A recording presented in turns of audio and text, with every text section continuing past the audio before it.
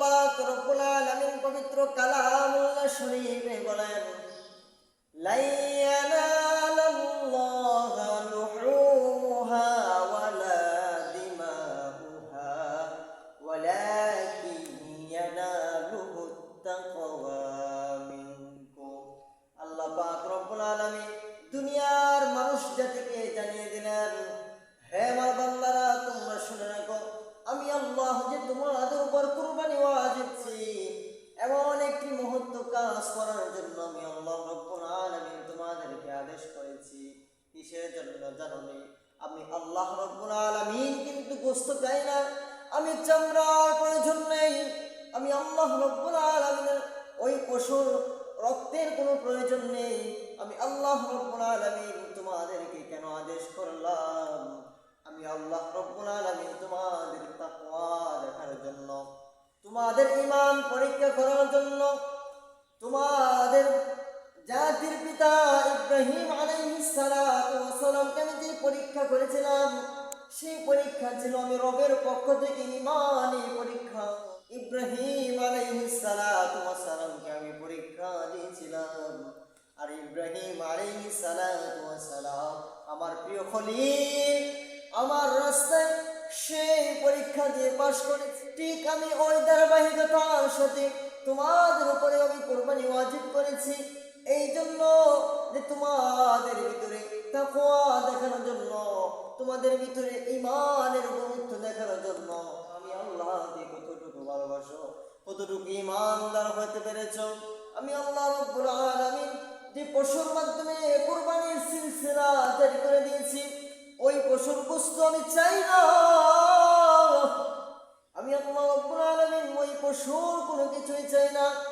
আল্লাহ তাআলা বলেন, তোমরা যে পশু দুনিয়ার জমিনে জবাই করো, ওই পশুর কোনো কিছুই আমি আল্লাহ তাআলার দরবারে পৌঁছাই না।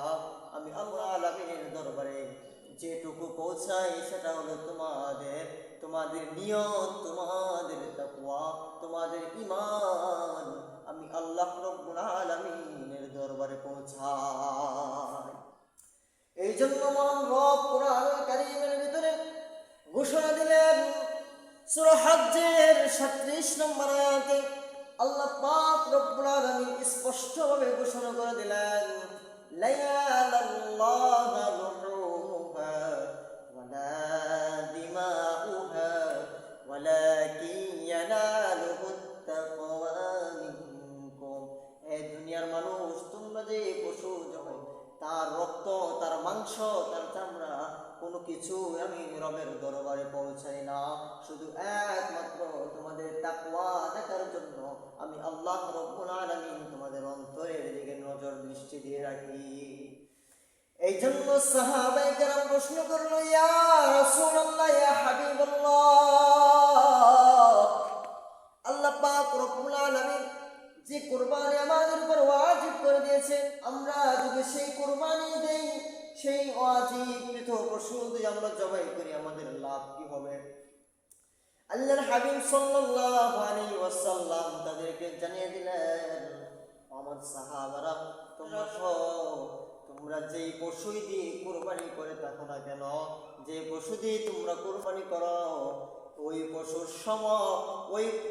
পশুর শরীরে যত রূপ আছে, ওই পশুর শরীরে যত রূপ আছে, আল্লাহ পাক রব্বুল আলামিন ওই সমপরিমাণ তোমাদের আমলনামায় লিখিয়ে দিবেন।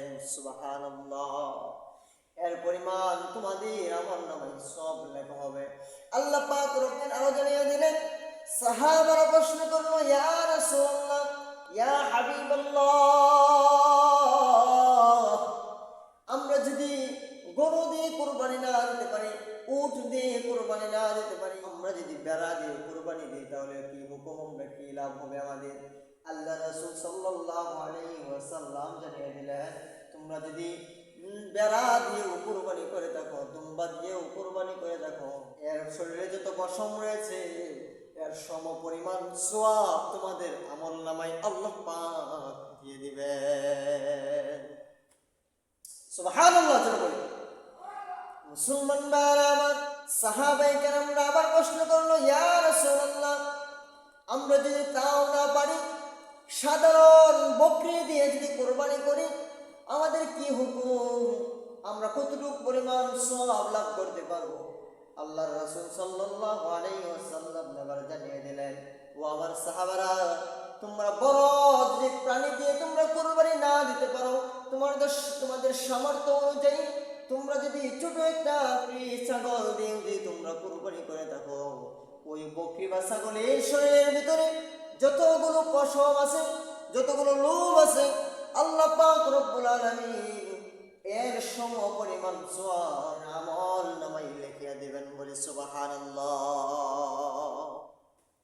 এই জন্য বলে মুসলমান বাবারা আমার, আমরা কুরবানি করব একমাত্র আল্লাহ পাক রব্বুল আলামিনের সন্তুষ্ট করার জন্য, আল্লাহকে রাজি খুশি করার জন্য। দ্বিতীয় আর কারোর জন্য আমরা পশু জবাই করব না। এখানে যদি দ্বিতীয় কোনো ব্যক্তির বা দ্বিতীয় কিছু যদি এখানে ঢুকিয়া যায়, তাহলে বুঝতে হবে এখানে আমার কুরবানি শুধু মাংস খাওয়া হবে, শুধু গোস্ত খাওয়া হবে। তুমি আর আমি গরু জবাই করিয়া গোস্ত খাইলাম, মাংস খাইলাম, এটাই লাভ হইল। সহিহ নিয়তে গরু জবাই হয়ে যাবে, কিন্তু তোমার কুরবানি হবে না। কুরবানি হতে হয় তোমার হালাল ইনকাম হতে হবে, হালাল রোজগার হতে হবে, এবং নিয়ত থাকতে হবে সহিহ। তোমার নিয়ত যদি খাস নিয়ত যদি হয়, খাঁটি নিয়ত যদি আল্লাহর জন্য আমি গরু কোরবানি করছি, আমি আল্লাহর জন্য আমি ছাগল কোরবানি করছি, আমি আল্লাহর জন্য আমি উট কোরবানি করছি, নিয়ত থাকতে হবে সহিহ, নিয়ত থাকতে হবে করে। নিয়ত যদি তোমার সহিহ থাকে, রব্বুল আলামিন জানিয়ে দিলেন, কোন বান্দা যদি নিয়ত সহিহ নিয়ে একদম খাস নিয়তে হালাল টাকা দিয়ে, হালাল উপার্জনের টাকা দিয়ে কোন বান্দা যদি আমি আল্লাহ রব্বুল আলামিনের ছোট্ট থেকে ছোট্ট একটা প্রাণীও যদি আমি আল্লাহ রব্বুল আলামিনের দরবারে আমার নামে যদি কুরবানি করে দেয়, কিন্তু সেই টাকাটা যদি হালাল থাকে এবং তার নিয়ত যদি সহিহ থাকে, আল্লাহ পাক রব্বুল আলামিন জানিয়ে দেয়, ও আমার হাবিব আপনি জানিয়ে দেন, ওই বান্দা ওই ছোট্ট থেকে ছোট্ট প্রাণী জবা করতে দেরি হবে, তার রক্ত জমিনে পড়তে দেরি হবে, আমি আল্লাহ আমিনের দরবারে তার কুরবানি কবুল হতে দেরি হবে না। সুবহানাল্লাহ। হে মুসলমান বাবা আমার, এই জন্য বলি আমাদের নিয়ত সহিহ হতে হবে। একমাত্র উদ্দেশ্য আল্লাহ পাক আমিনের সন্তুষ্টির জন্য আমরা কুরবানি করব। গোস্ত খাওয়ার জন্য কোরবানি করব না, গরু জবাই করব না। গোস্ত 12 মাস খাওয়া যাবে, আমাদের নিয়ত সহিহ করতে হবে। আমাদের তাকওয়া অবলম্বন করার জন্য যে আল্লাহ রাব্বুল আলামিন আমাকে ধন সম্পদ দিয়েছে, আল্লাহ হুকুম দিয়েছে আল্লাহর রাস্তায় কোরবানি করতে, আমি এই পশুকে জবাই করছি একমাত্র আমার আল্লাহর নামে, একমাত্র আমি আল্লাহ রাব্বুল আলামিনকে সন্তুষ্ট করার জন্য। আমার সামর্থ্য আমি এই পশুটাকে জানের বদলে আমি আল্লাহ রাব্বুল আলামিনের দরবারে কুরবানি করে দিলাম। কুরবানির ইতিহাস আমাদের কাছে এমনি এমনি আসে নাই। কুরবানির ইতিহাসের দিকে তাকাইলে বা ইতিহাস জানলে সময় লাগবে। এই জন্য বলি তুমি কুরবানি এমনি এমনি পাও নাই, আপনি তোমার কাছে চলে আসে নাই। অনেক ত্যাগ তিতিক্ষার পরে, অনেক ত্যাগের পরে তুমি কুরবানি পেয়েছ। আর এটাকে তুমি তামাশা বানিয়ে, গোস্ত খাওয়ার উৎসব বানিয়ে তুমি বড় বড় গরু কিনে কুরবানি করবা, জবাই করে দিলা। কিন্তু নিয়ত থাকবে মানুষ দেখানোর, নিয়ত থাকবে লোক দেখানোর। তোমার ভিতরে কাজ করবে আমি বড় একটা গরু কিনেও সমাজের মানুষ আমাকে বাহবা দিবে, যে বলবে আমার নাম ধরে বলবে, অমুকে এত বড় একটা গরু কুরবানি দিছে, অমুকে এত বড় একটা মহিষ কিনে আনছে, এত বড় একটা ষাঁড় গরু কিনে আনছে। সে আমাকে বাহবা দেওয়ার জন্য আমি একটা কুরবানি দিই, বা সমাজে নাম ফোটানোর জন্য কুরবানি দিয়ে থাকি, জবাই করে থাকি। আর একটা বিষয় আমাদের ভিতরে কাজ করে, সেটা হলো আমি যদি কুরবানি না দিই, গোরা কিনে জবাই না করি, সমাজের মানুষ আমাকে খারাপ বলবে, সমাজের মানুষ আমাকে অন্য চোখে দেখবে। আমার কুরবানি দিতে হবে, যেমনই হোক, যেমন করে হোক, যেইভাবে হোক, টাকা উপার্জন করে টাকা কুরবানি করতে হবে। আল্লাহ পাক রব্বুল আলামিন জানিয়ে দিলেন, তোমার এই ধরনের কুরবানি আমি আল্লাহ চাই না, তোমার এই ধরনের কুরবানি আমি আল্লাহ রব্বুল আলামিনের দরবারে পৌঁছাবে না।